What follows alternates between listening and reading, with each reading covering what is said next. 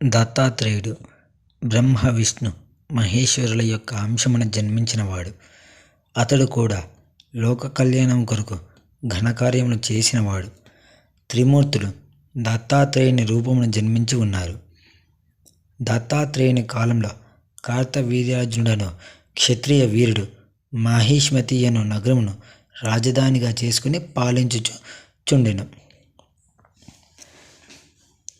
చేస్తూ ఉండెను. అతనికి గురువర్యులైన దత్తాత్రేయులు ఒకనాడు కార్తవీర్యార్జునుడు దత్తాత్రేయుని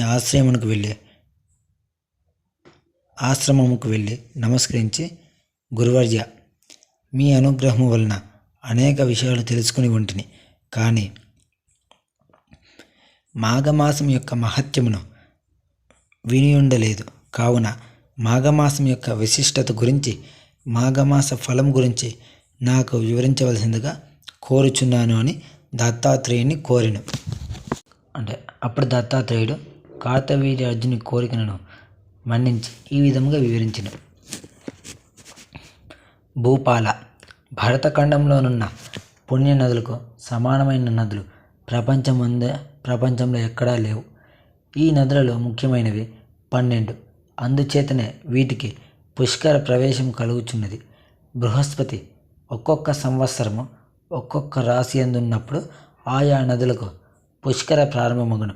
కనుక ఇటువంటి నదుల యందు స్నానం చేసి దాన ధర్మములాచరించిన ఎడల దాని వలన కలుగు ఫలము వర్ణించుటకు నాకు కూడా సాధ్యము కాదు. అందున మాఘమాసమందు నదీ స్నానము చేసిన గొప్ప ఫలితము కలుగుటయే కాక జన్మ రాహిత్యము కూడా కలుగును. కనుక ఏ మానవుడైనను మాఘమాసములో నదీ స్నానము తప్పకుండా చేయవలను. అటులా చేయని యెడల ఆ మనుజుడు జన్మల యందున తాను చేసుకున్న పాప ఫలము అనుభవింపక తప్పదు.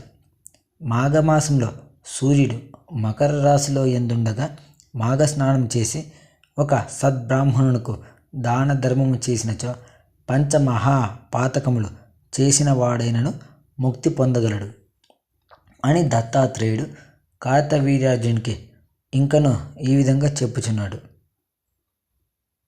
పూర్వకాలమున గంగానదీ తీరము ఉత్తర భాగమున భాగ్యపురమును పట్టణము కలదు. అందు నివసించు జనులు కుబేరుల వలె నున్నారు.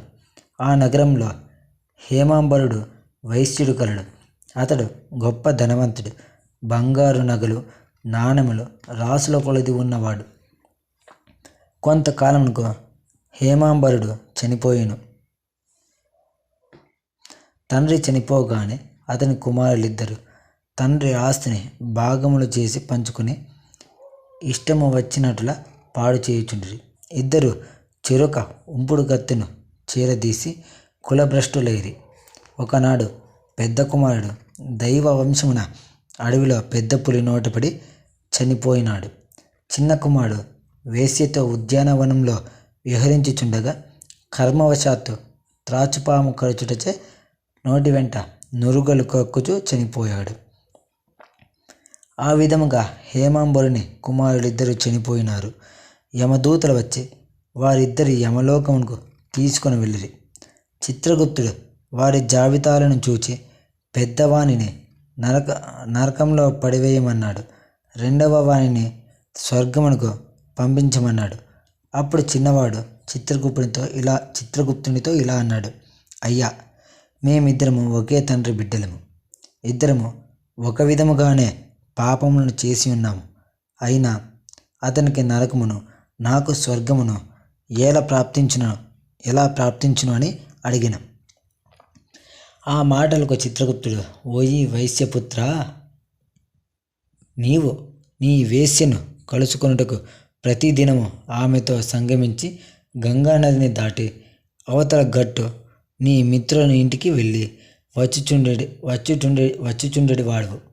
అటులనే మాఘమాసంలో కూడా నదిని దాడుతుండగా కెరటాల జల్లులు నీ శిరస్సుపై పడినవి. అందువలన నీవు పవిత్రుడవైనావు. కెరటాల జల్లులు నీ శిరస్సుపై పడినవి, అందువలన నీవు పవిత్రుడవైనావు. మరొక విషయం ఏమనగా నీ మిత్రుడు బ్రాహ్మణుడు ప్రతినిత్యము బ్రాహ్మణ దర్శనము చేసినచో గోహత్యాది మహాపాపములు కూడా నశించును. కావున విప్రుని చూచుట వలన నీకు మంచి ఫలితమే కలిగినది. అదీను కాక ఆ బ్రాహ్మణుడు జపించు గాయత్రి మంత్రమును కూడా నీవు విని ఉన్నావు. గంగా నదిలోని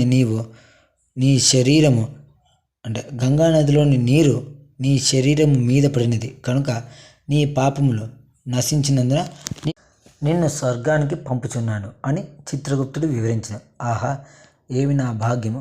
గంగాజలము నా మీద పడినంత మాత్రముననే నాకింతటి మోక్షం కలిగినదని వైశ్యకుమారుడు సంతసించి దేవదూతలతో స్వర్గలోకమునకు వెళ్ళిపోయిను.